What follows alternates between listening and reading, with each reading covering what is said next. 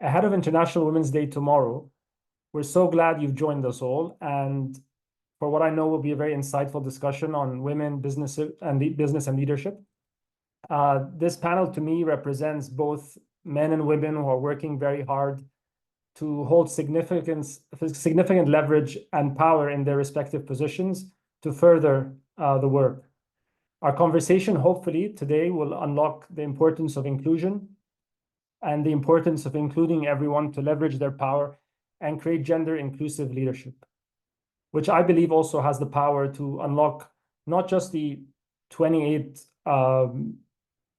trillion in assets, and Mona will elaborate a little bit on that, but so much more. And I have the extreme pleasure of introducing our guests today. We're joined by, and excuse me if I mispronounce any of the names. First, Sarah Gitlin, who's a partner at McKinsey and of the social sector practice. We have also with us Jess Turner, who's an executive vice president of global open banking and API at Mastercard. Pascale de la Frégonnière, I hope that's not too bad of a pronunciation, the strategic advisor to the board of Cartier Philanthropy. Ted Bunch, the Chief Development Officer of A Call to Men. Claire Darley, Senior Vice President of Worldwide Field Sales and Customer Support at Adobe. Jyoti Chopra, Chief People Inclusion and Sustainability Officer at MGM Resorts. And finally, but definitely not least, Wanjuru Kamau Rutenberg, Founder and Executive Director at Be Well. Thank you all for being here. It's a pleasure to have you. I'm looking forward to the discussion. And now I'd like to hand over to my colleague and friend, Mona Sinha, who is the Executive Director of Equality Now, who will introduce why investing in legal equality matters so much and it's key to unlocking women's potential. Mona, the floor is yours. Thank you, Omar. Thank you for that wonderful introduction, and welcome everybody on the eve of International Women's Day. It's a delight to be here with you, and I just want to frame why gender equality is not just a women's problem, it's a global problem that needs to be addressed by all. So just to share some statistics, in 2024, there are still billions of women living without full legal equality. And while women have made some progress, there's still a long way for us to go. So let me give you a few snapshots of regions around the world that we work in and some of the things that we deal with. So in Brazil, women are required by law to retire earlier than men. In China, women are prohibited from engaging in certain trades, including which the state specifies female workers should avoid. In Madagascar, women are forbidden from undertaking any form of work at night except in the family. So it's fine to wake up if your kid's crying, but you can't go to work. In Cameroon, a husband can legally administer and dispose of property that held in the name of his wife. And in Chile, there's a legal presumption that men and husbands have control over all the property that's owned by their wives. In Sri Lanka, a married woman is restricted from disposing of property, such as land, even if it's owned by her, without the explicit written consent of her husband. In Tunisia, a woman's inheritance rights are limited, and they provide that a son can actually inherit twice as much as a daughter. And in the United States, there are still 40 states, that's 40 states, that allow girls to marry under the age of 18. So we find these shocking laws that still exist on the books, and they discriminate on the basis of gender. And to us at Equality Now, these represent a violation of the basic human rights of women and girls everywhere. In limiting half the world's population to access, education, employment, and property ownership, sex discriminatory laws also stifle growth. Omar mentioned the number $28 trillion. That's a statistic that we know well, that if women just had equal opportunity in the world, and that's just an opportunity to participate, and we're talking parity, we're not even talking more than equal, the global GDP could actually increase by $28 trillion a year. And so just if we want to approach it from an economic perspective, that's a lot of money to leave on the table. As we know, education is critical to all aspects of social, economic, and political life. Millions of girls around the world are excluded from school and prevented from getting a formal education. Many are married off as child brides for poverty reasons from their families, and this is an active area in which we work. Occupational freedom is associated with greater chances of employment, yet laws exist in almost every part of the world that curtails the women's right to access work. And we know about land ownership. We talk about the intersection of climate justice, which it's a hot button in today's topic. And we know that access to land ownership provides wealth creation, and women's lack of owning land leads to a lot of problems that could be solved in the climate agenda. 40% of countries still impose legal constraints on women's property rights. So we've talked about the $28 trillion. I think ending legal discrimination leaves communities everywhere free to break this cycle of poverty. It boosts global productivity and stimulates equality and economic prosperity across the world. So that's why in 2024, 3 decades into the 21st century, we're asking you to help to unlock the potential of women everywhere. There's a role, as I mentioned, for all of us to play. This is not a women's problem. This is a serious economic, political, and socio-normative problem that we need everyone to participate in to help eradicate. So I'm really delighted to be joined by this group of incredible leaders from across corporate and civil society. I hope you leave energized and inspired to unlock your potential and those of the women around you. But our questions will revolve around each of us as we hold positions of power and as we unlock in ourselves the best and highest use of that power. How do we right-size this situation? By fostering women's leadership in every part of our lives, we will move closer to the gender equal world that each of us know is possible. So with that, I will ask a first question to Sarah. Sarah is a partner in McKinsey's social sector practice. And Sarah, research from McKinsey, which we read all the time, clearly shows us the importance of gender equality for economic growth. Can you tell us more about that? Absolutely. Thanks, Mona. I'd say the importance of gender equity comes in 3 ways. First, and Mona started alluding to this in some of her intro, is the effect on women themselves, which we can never overlook or forget. Our research has also shown 2 additional effects. One is for the economy as a whole and the potential for the top line growth. And then the next is the effect on individual organizations and companies when they see higher degrees of women's leadership.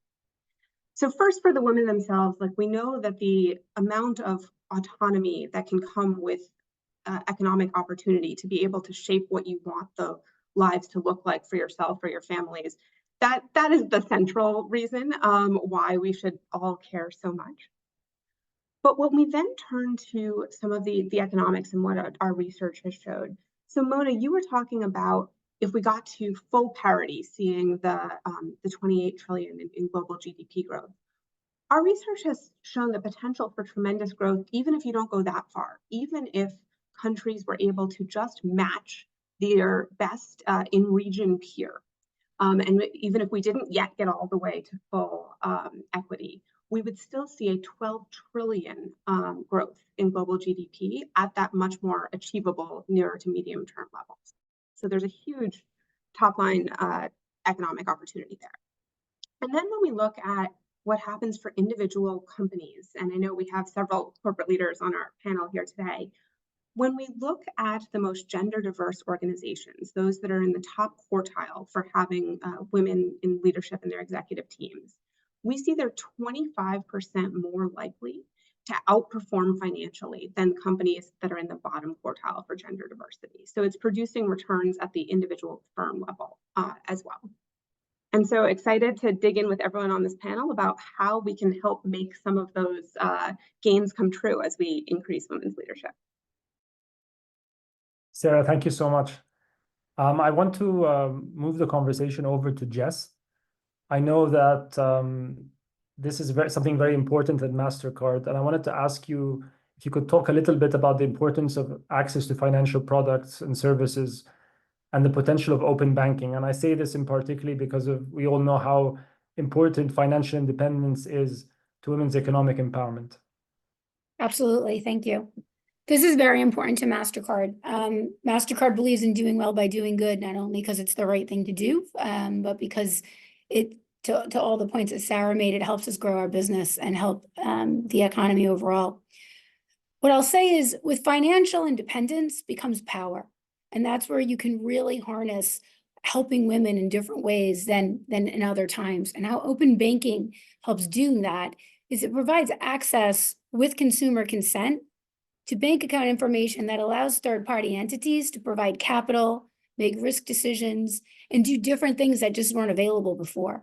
And so if you're a credit invisible person, it's very hard to get access to financial independence because you need lenders and you need financial products to help you achieve that independence.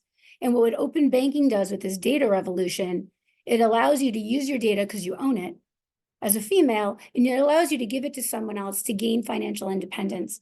But I'll tell you where I think the real sweet spot is. Many years ago, I was on a global project as part of Mastercard's executive senior training program. And someone said at that time, when you give people money, small businesses money, you're building a community. When you give women money for small businesses, you're building multiple communities. And it's true. And so where we really lean in on is how do we not only give women access to money for personal use, but how do we help women entrepreneurs and help women in small business, because then they're helping others. And so we made a declaration years back that we were going to help 25 million small business women-led owners, and we achieved that goal. And we did that by giving them access to different tools or products so that they can run their business forward, which again helps women with financial independence. Women help women, men help women as well. But you can really see if you can harness giving women financial independence, they can go so much further than where we are today. And with the data revolution, it's remarkable what we can do to really lean in there for equality with financial services products. And we're really just getting started. Thank you, Jess. That really resonates. And I hope that we can explore this further with you as Equality Now. My question, the next one to Pascale. And this is another figure that we often hear, that investing in women is at a meager 1.8% of philanthropy, less than 4% for venture.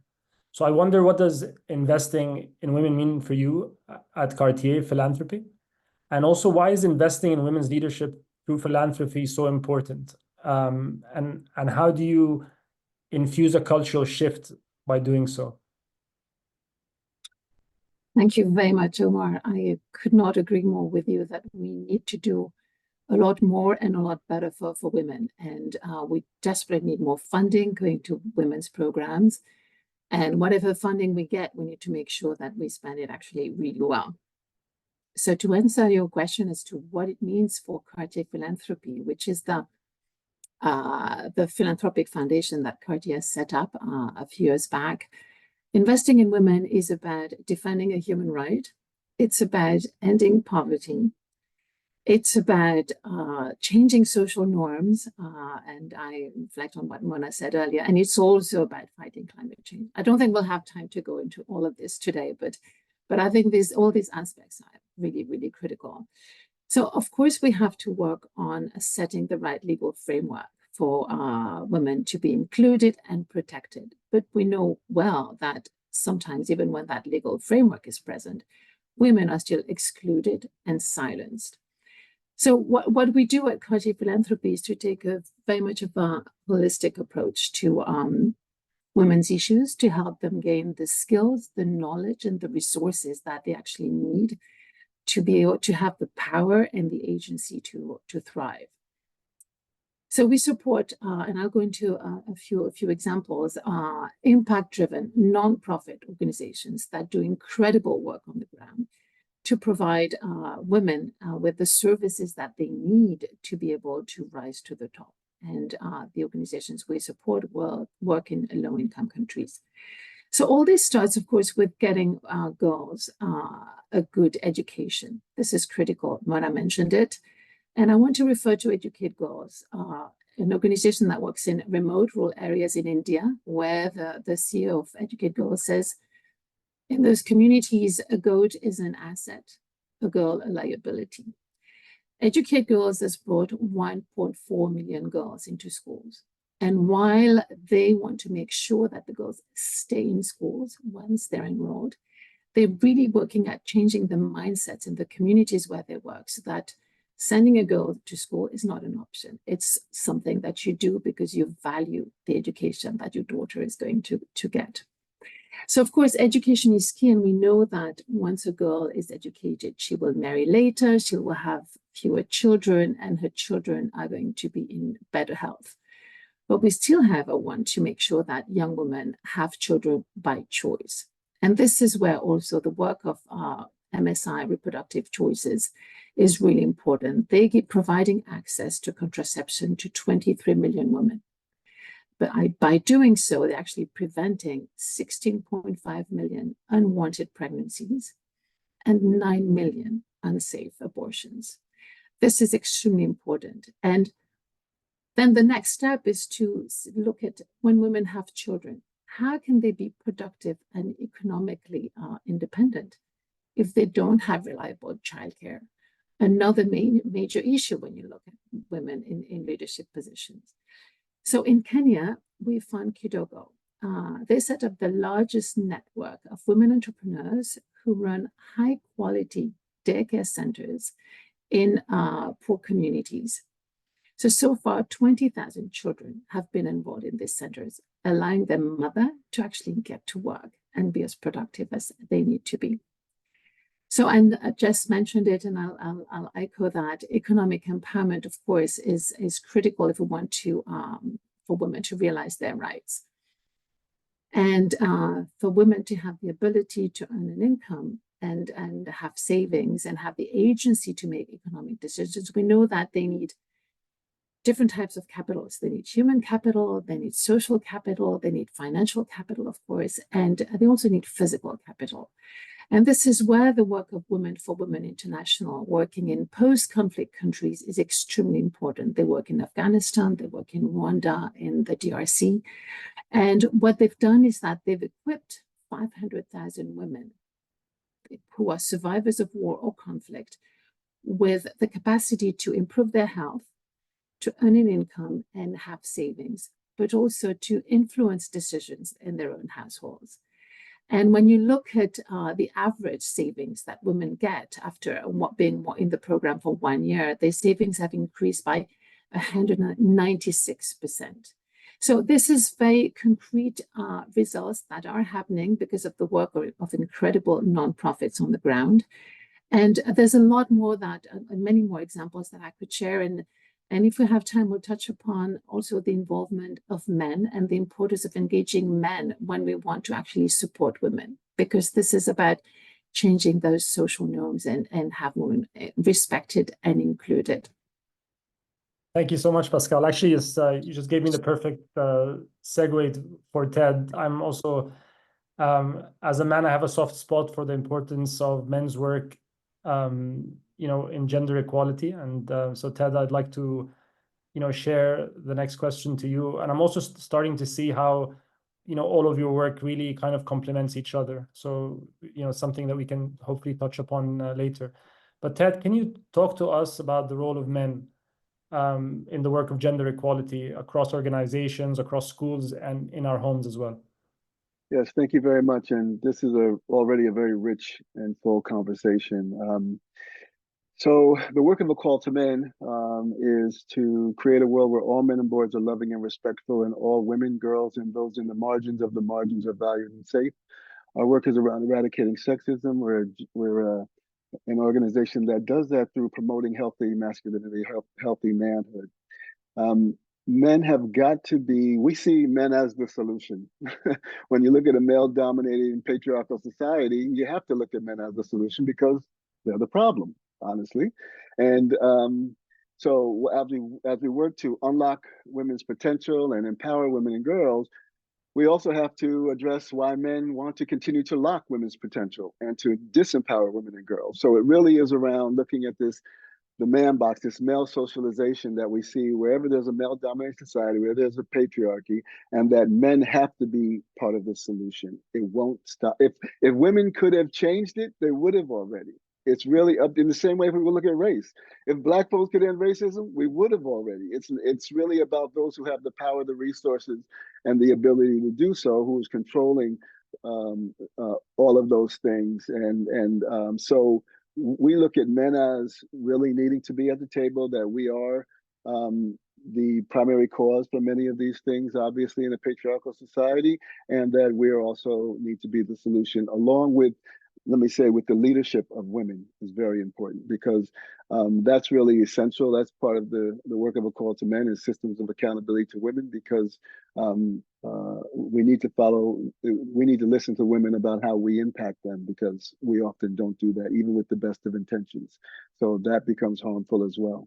So men have to be at the table. We have to be part of the conversation. We have to do that in a way that really is humble and through the teachings of women, and also doing that through a lens of an invitation to men and not an indictment on manhood, and about calling men in and not so much about calling men out, because we're all swimming in the same water. And that's what we found over the last 22 years to be the most helpful, is really meeting men where they are.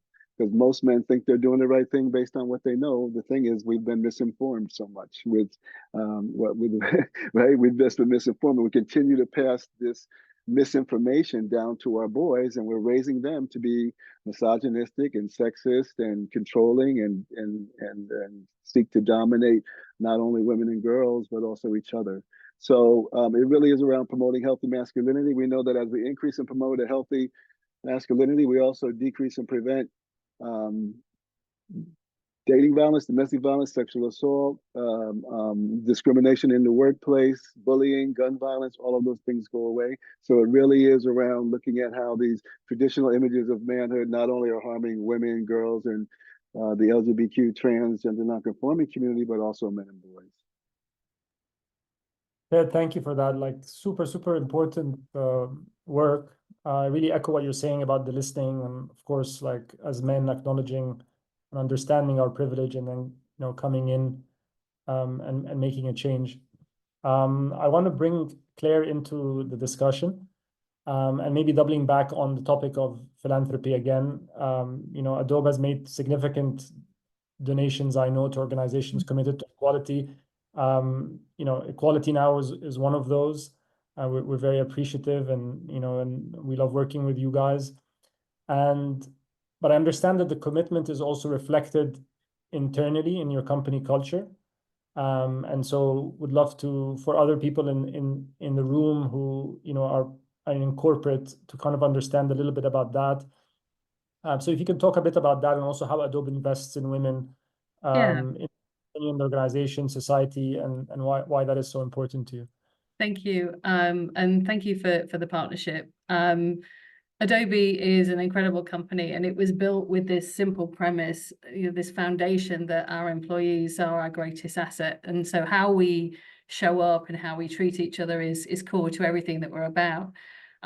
We're a creative company, we're a tech company, and we know firsthand, as I think, everyone said already, which is when you unleash the power of inclusion, you actually get better results. And for us, we know that when people are able to show up as their full selves, where they can feel respected and included, they can be more creative and more innovative and more successful and drive results to the top and bottom line. So really important. And one of the things that we do, in our partnerships, with our employees is to create forums for them to participate in networks. So, the corporate social responsibility and employee networks are a huge part of, the culture of Adobe. We have a number of them. Every single site has its own site leadership, and they get to put money out into the market. but actually, we take some of those big partnerships like the one with Equality Now and, make it something that is a little bigger, giving access to tools and systems, but also helping to put, our people out into working pro bono and giving back. But when I think about Adobe and the things that we do internally outside of our work with third parties, it's just so much part of our DNA. We're one of the few tech companies, and we were proud to be the leader who achieved global pay parity for men and women in 2018. 2018. I mean, that's, we're just about to head into, it'll be our 6th year anniversary later this month, and I was at Davos in 2020, and we were talking about how many years it would take it, and I love the leadership that Adobe put into doing that, and has moved past just men and women worldwide. We're a 31,000 person organization. We have 61 offices in many countries.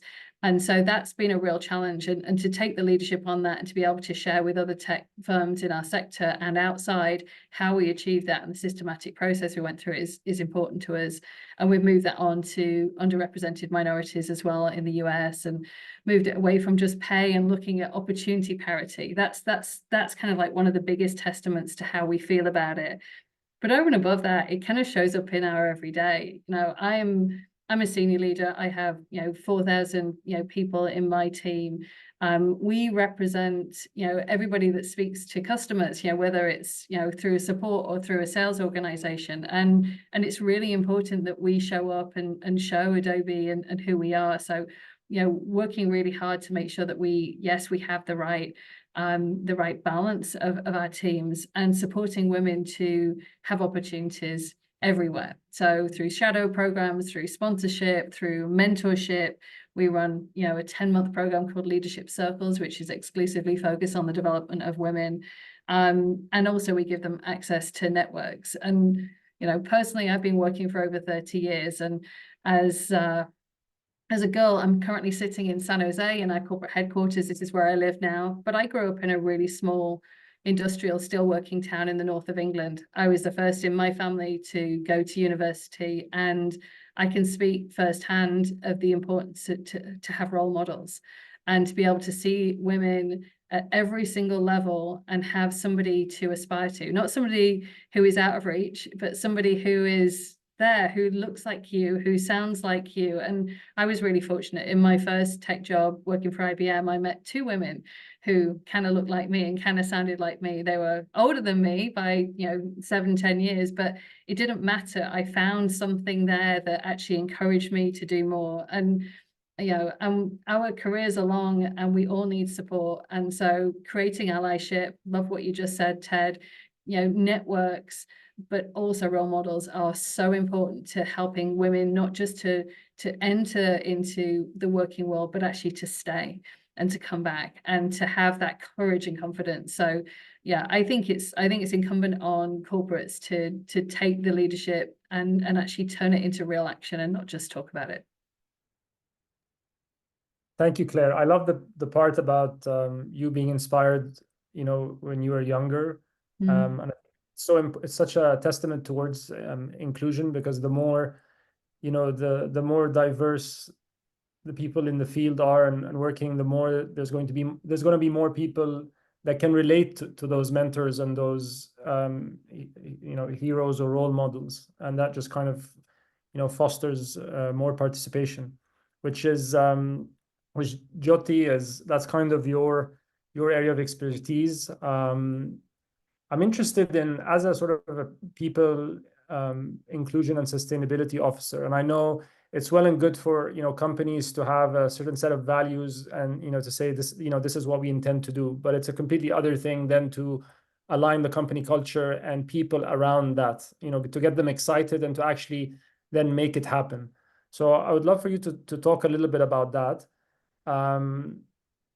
in terms of your role and the challenges and how you make it happen, but also maybe a little bit about MGM as well, and what that work means for them. Sure, thank you. It's fantastic to be here with you, and Really, kudos to you and Mona for spearheading this really important conversation on the eve of International Women's Day. MGM Resorts is a very complicated, vast business. We have over 60,000 employees, and our businesses span everything from hotels and hospitality to food and beverage to gaming to entertainment to digital to sports. And the majority of our employees are hourly workers, and we are a 24/7 business. We don't close. And so a big part of our culture has been around how do you really create pathways and opportunities for people at all levels of the organization to realize their full potential. So when I think about it, it's where is the opportunity at an individual level, whether you are a front desk agent, whether you are a food server, whether you are a guest room attendant or a steward. What is the pathway that you have to build a meaningful career?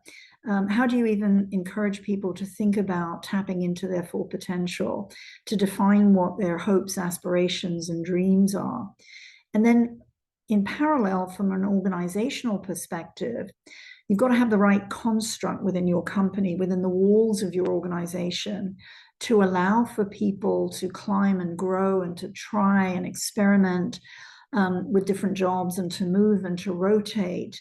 And so those are the two important things that I think you need from an operational perspective.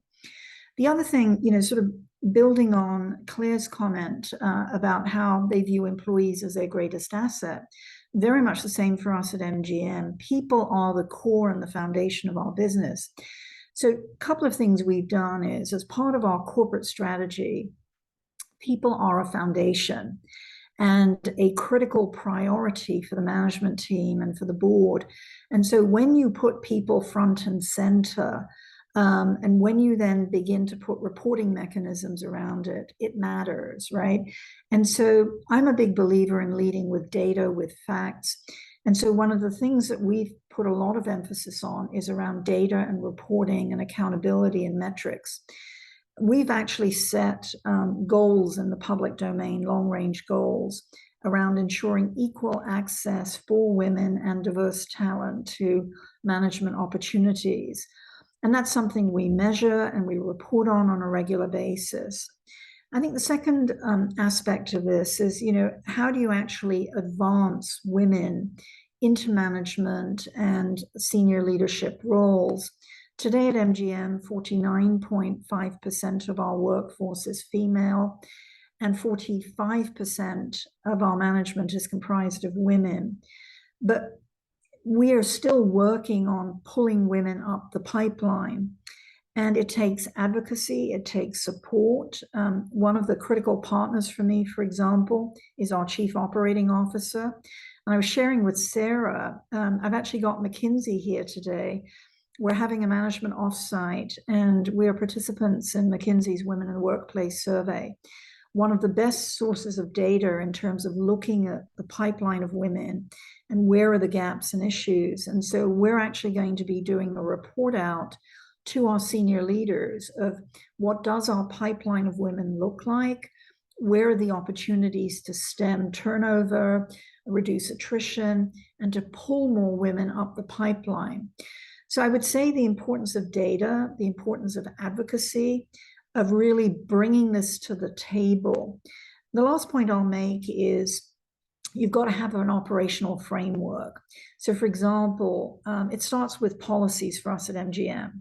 We've actually got codified policies in areas like recruitment, for example, that mandate having diverse and female slates for key positions. When you're going into interviewing rounds, when you're doing succession work, making sure you've got women on slates and they're in the pipeline. I think the second important piece of this is holding your leadership teams accountable, right? And you need data as the backbone of that. And so it's a complicated, or as we say, a wicked problem, right, to solve, because you've got to look at it from many, many dimensions. But advocacy, data and reporting, transparency, and having a very strong policy framework behind that, I think, is really key. Thank you so much, Jyoti. That's very interesting. And I also wonder, like, you don't have to answer, maybe it can be something we delve into later, but I'm curious about the the level of rigor that you're talking about and the conversations you're having at the level of McKinsey and so on. I wonder if there are certain, there would be in the future, like perhaps there is best practices that also SMEs can adopt, that don't, that sort of things that can get them started with the conversation, so that these it's not just corporates that have the resources that are able to do that, because I think it's important for across the business sphere to have these kinds of conversation and these practices. I want to Wenjiro, I'd love to ask you a question as well before we kind of open the floor a little bit. I want to kind of delve into the topic of intersectionality. Particularly, can you talk to us a little bit about how you're working to support Black women in senior leadership positions, and why intersectionality in specific is crucial to ensuring that all women rise, that diversity? If you can speak to that, I'd be great. Thank you. Thank you so much. I'm really excited for all the work that my fellow panelists are doing. We at Be Well also begin this work and contribute to this work with this understanding that not only that women are not a monolith, but also that spaces of intersection are powerful opportunities of learning. So that's our take on intersectionality and where we start from. A bit about how we're doing that. Be Well is a new global initiative that's working with humans who are successfully navigating that intersection of anti-Black racism and patriarchy. We're doing 3 things. We are creating connected community, and what we're doing there is bringing together Black female executives from around the world and across sectors into a community of mutual support. We have these sisters learning from each other, especially about those strategies, tools, and tactics that have proven successful, and having them figure out how to adopt those successful strategies, tools, and tactics to different cultural contexts or sector contexts. So, for example, we're connecting Black executives from academia, senior Black women in academia to learn from executives in the private sector, having executives in Brazil, which happens to have the highest number of Black people outside of Africa, to executives in South Africa, to explore both the differences and nuances, but also the shared experiences that they have. The second thing we're doing is collecting, collating, and curating Black women's wisdom. And what we're doing there is sharing those successful strategies, tools, and tactics beyond the community of Black women executives that are part of the Be Well community. So, for example, sharing those learnings and those experiences to help other minoritized individuals who might benefit from adopting some of these strategies that have proven successful. And then the third thing that we're doing is catalyzing collaborations for change. And here we're connecting and holding space for individuals and institutions that are keen to do better so that we can together drive systemic change. So, for example, working with the New York Stock Exchange to add more Black women to their roster of board-ready women for their listed companies, or working with the executive search industry to reform some of the practices in the sector so that we make sure that organizations have access to more diverse talent for their leadership. So that's the work that Be Well is doing. That's a lot of stuff. I'm sure that keeps you busy. I particularly like what you talked about, harnessing the wisdom. And I imagine that's across the age spectrum. I feel sometimes so much of our senior population is left out of the discussion when they carry the most wisdom. So I'm sure that you guys are tapping into that as well. Mona, if you'll allow me, just before we open the discussion, I floated this just before the conversation. People seem to be happy with it. I wonder, because I see among you, it's an amazing opportunity for me that we're having a conversation. There's people from philanthropy, corporate NGOs, consultancy, and various initiatives. And I wonder, and many of you, it seems that you're already working together, but I wonder if the audience also would benefit from at least one of you asking another one on the panel a question, and maybe that would be a really nice way to start the discussion, and then Mona can help us talk more and get more questions also from the audience and from each other. I do have a question, Omar. It's Pascale here. I wondered if someone, one of Yeah, you I had. do. Oh, you do? Sorry, I thought you were asking. Yeah. Please go ahead. Great, thank you, Omar. No, I was very impressed listening to Ted about the work that you do, Ted, and I'm curious from the work that we do as well with different organizations working with men, and we understand that men also do suffer from those patriarchal societies, and I'm curious to hear from you, how do men see benefits of women being empowered and getting in more leadership positions? What is your experience in that? Well, thank you, Pascale. And yes, men suffer greatly, actually. When we look at least, I don't have the statistics globally, but here in the US, death by suicide is about 4 times higher among men than among women. Anxiety and depression goes undiagnosed and impacts many millions of men in the US. We die about 5 or 6 years earlier than women. So these traditional images of manhood are not serving us either. Actually, it's really hurting us in many ways. One of the things that we like to lift up is that with what men are losing out on, they're losing out on so much, right? They're really losing out on their full breadth of humanity. Now, their full breadth of humanity, meaning their expression, their authenticity. We can't be our authentic selves because this man box restricts us from doing many things that are considered gendered. The glue that keeps the man box together is homophobia and heterosexism.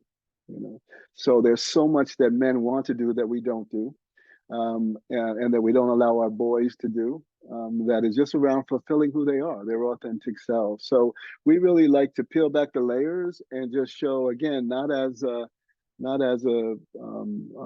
indictment on manhood, but as an invitation to reimagine manhood, to reimagine masculinity, and that women benefit so much from being able to express their emotions, to being able to be vulnerable. We really lift up the importance of vulnerability, because mental health issues for men, again, as I mentioned, it's all around us not asking for help, it being seen as a sign of weakness. Even going to the medical doctor, we'll finally go and still won't share all that's going on with us with the doctor. That's why often women will go with us to make sure that, no, I'm going to make sure the questions are asked, right?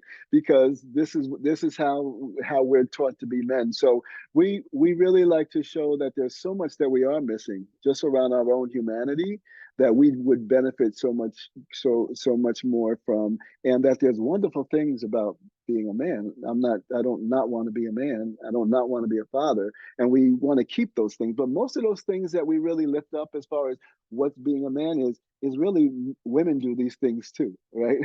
It's really kind of universal.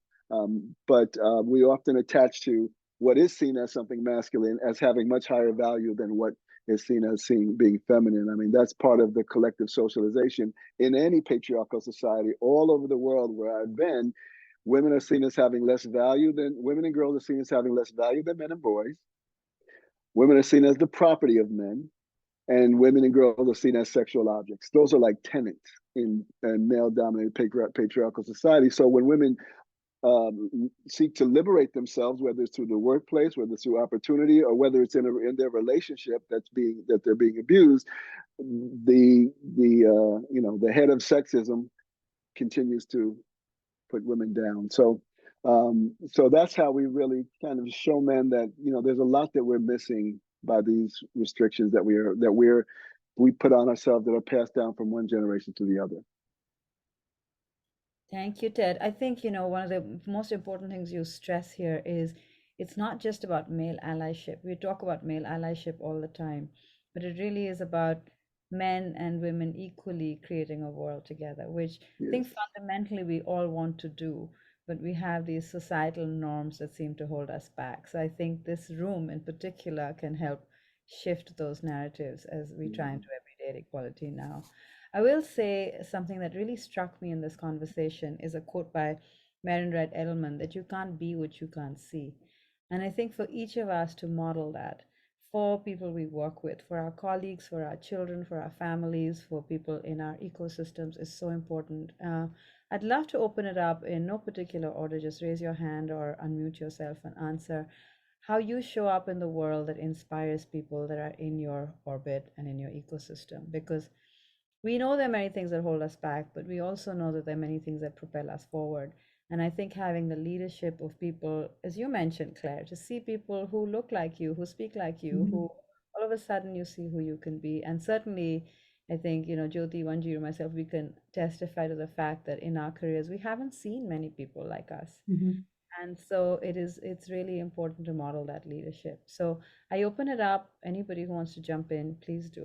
I'd love to just, talk to that one. It is, as I've got older, I think the thing I have become is more authentic, more real, and show that realness more often. It's been a journey, right? I'm as a woman, I'm in a GM now, but in a sales role, I was always the other, very much so. And so there's probably a bit of fitting in my early years. Now I'm probably more comfortable in my own skin than I've ever been. Now I'm in my 50s, and it is great, and I have no issue with crying every day and showing people and talking to people about the struggle and what's really going on, and I do that in a really natural, normal way. It's not virtue signaling. It's literally just actually trying to show people that if she can see it, she can be it type mentality, which is it's okay. None of us have got this figured out. We are still working through it. It's one step at a time. And one of the most important things that I do to kind of get people to open up to me, is just it's like instilling that curiosity. I always just ask them, "How are you?" And then I'll pause and I'll say, "Really?" And then the really thing kind of gives them that space, probably to your bit, Ted, which is you're almost giving them permission then to actually step into that vulnerability. And so if you can match that, I think you can change the world. And so, I that's just a really small thing, but it is one of the things that I wish more leaders would do, is actually get down off their lofty perches and actually be real. With organizations and with people around you. It's not like when you get to this level, you've got it all figured out. We're all work in progress all the time. If it's okay, I'd like to add something to that. So I agree with everything Claire says. I also think I spend a lot of time trying to identify why certain patterns are happening, and could probably spend hours with Sarah on her research and understanding why things happen. And I try to show up by identifying why there are patterns for things and why things aren't moving forward or progressing in certain paths in the way that I hope they would. And sometimes it is education, right? So one stat is that often women, especially as they become mothers, don't spend time on bite-sized education to help them in new industries and new technologies. And because of that, they end up with less job creation for them. And so the reason I bring it up is that's a difficult conversation to have sometimes in a corporate environment, and to be very direct and say, you're just not investing as much as you need to, and you matter and you need to, and just show up and force myself to do the same, which goes to that vulnerability, Claire, to say, I know it's not always easy, but in order for women to continue to progress, they have to invest in their own education, their own financial independence, and they have to be open to exposure. And so I spend a lot of time trying to understand, what are those little nuggets of things that I can do to be better, and then hopefully help others, and then take from others. And so listening to everyone here. I took a lot of notes, so hopefully can follow up to also learn more what you're learning so we can bring it to others. I think it's important. Exposure is so important to change trends. Mona and Omar, if I can come in, I want to sort of pick up on Omar's question around best practices and a thread that Pascale mentioned, which was sort of this notion of human, social, financial, physical capital. One of the things that we've done at MGM has been to really try to put human capital on par with financial capital. And actually the genesis of this was a book that was published by McKinsey's former leader, Dominic Barton, who was a co-author. It's called Talent Wins. But it's the idea of putting your human capital on the same level as financial capital. And so what we've tried to do is institutionalize looking at our people data, looking at our people metrics with the same rigor and discipline, just as we do our financial P&L data and capital. And it's a muscle that you've got to build institutionally over time, but it has been actually quite transformative for us because when you put numbers in front of leaders about their people, whether it's around promotion rates, attrition rates, recruitment rates, representation rates, composition of your workforce, where are women, how are they doing, how fast are they progressing, etc. It really gives you the backbone on which you can build with credibility. And so, you know, we've designed dashboards and scorecards that mirror a lot of our business metrics. And we've embedded that in our business reviews. And so that's been a pretty transformative piece of work, and I think a leading practice that may be helpful to others.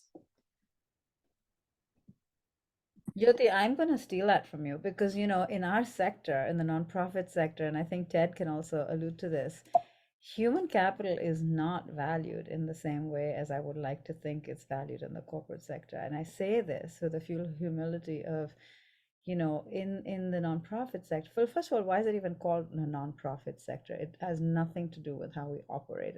It's named after a business model, for God's sake.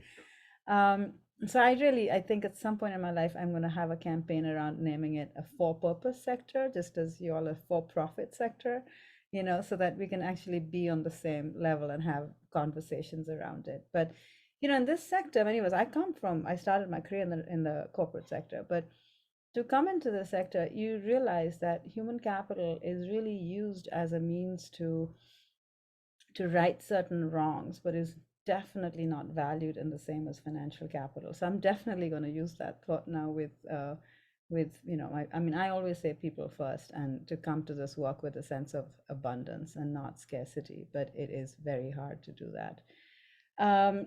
But just, I realize we're coming to time, which is so sad because I think we could continue this conversation for another couple of hours. Maybe we have to do another session just with each of us. In your role as mentors and fostering women's leadership, I mean, Wanjiru, you're creating almost a whole new sector.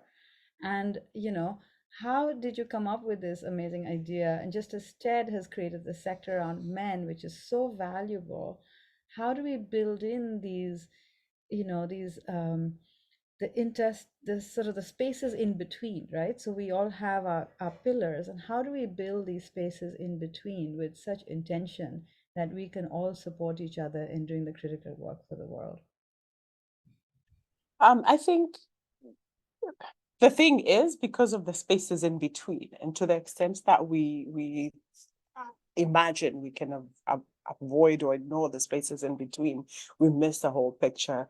One of the things that's really exciting to me about what we're doing with Be Well is actually that and someone alluded, I think Omar alluded to it, is that intergenerational connections and this idea of the elders holding a tremendous amount of wisdom. And I loved what Claire was saying about, as you get older, especially for women, as we get older, we just settle into ourselves a lot more in ways that are really beautiful. And so what I love about many Black cultures around the world is we don't put our elders out to pasture.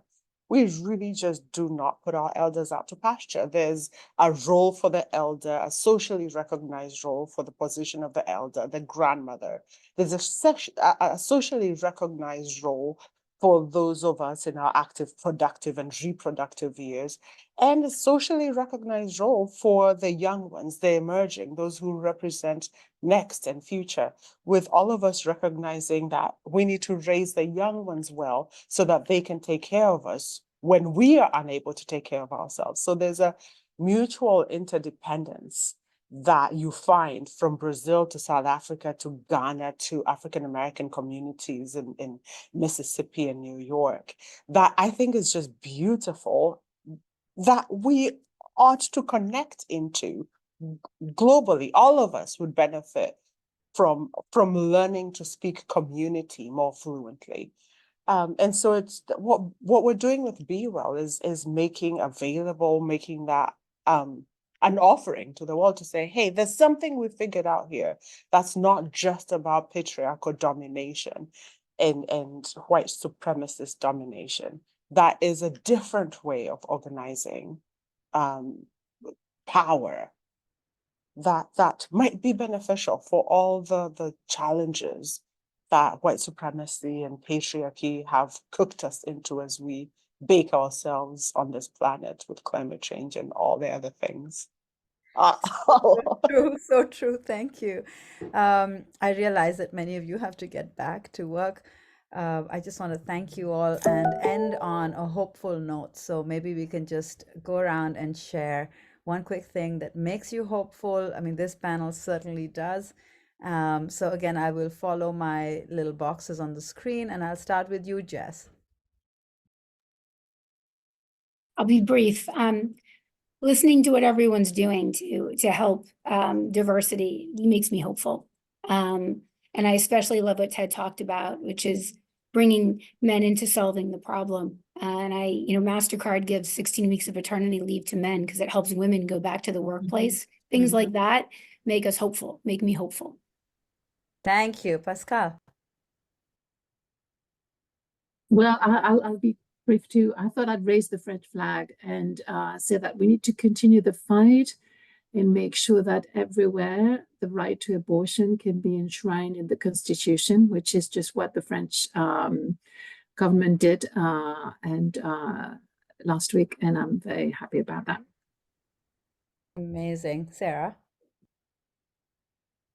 We talked a bit in this conversation about our women in the workplace research. This is the 10th year we've been collecting deep data on women's progress, and we've actually seen quite a significant uptake over that decade as far as greater numbers of women in management and in top leadership. So even when things feel like they're rolling back, we do see that there is significant progress at the macro level. Yes, absolutely. Claire? I'm just really hopeful for the next generation. As a mother of two sons in their mid to late 20s, God, they're so great. They think so differently to everybody else, and I need them to continue to challenge everything that they're living through, because I think they're going to change the world, and we need to help them. Yeah, the teenagers aren't going to mince words when they say what they want you to hear. Right. Manjiro? Looking at where we've come from, and as CSW is about to kick off, looking at where the world was at the 1982 conference in Beijing and where we are today, progress is possible. We have made progress. Sarah's pointing out that we have made progress, and the next generation will carry us forward. Yeah, absolutely. And Ted, so will the men, right, Ted? Yes, and I would just want to emphasize what was just said, really, that we are making progress, and we need to continue to believe that even in face of what seems like it's not progress and all the obstacles that may come our way, that we need to just keep continuing on, because the progress really is being made, and the needle is moving. I believe that. Yeah, I mean, I think even having this conversation 10 years ago would probably have been a very different conversation. So I know in 1970, I think there was a report that said women had 50% of the rights of men. And today in 2024, women have 75%. So we're moving in the right direction, even though we have to get to 100 pretty soon. Jyoti, I'll let you close us out, and I'll give Omar the last word as we close this session. And just to, again, my deep gratitude for all of you for taking this time. I know our days are busy, and I just really appreciate it and hope that we'll stay in touch. Thank you. What gives me hope is the focus on gender lens investing. So really thinking about investing with a gender lens is going to be transformative for the world. Omar, over to you. Jess, I wasn't sure if did you go already? Yeah, Jess was first. I did go. I went first. Sorry. For me, I guess I'm hopeful for men doing the healing work required to really advance and move the needle on gender equality. Thank you. So with this, just a small blessing that may we go forward and take every generation, every creature, every living being with us in creating a more just and equitable world. So thank you all. I really appreciate you, and happy International Women's Day. Yes, happy International Women's Day. All the best. Yeah. Thanks so much.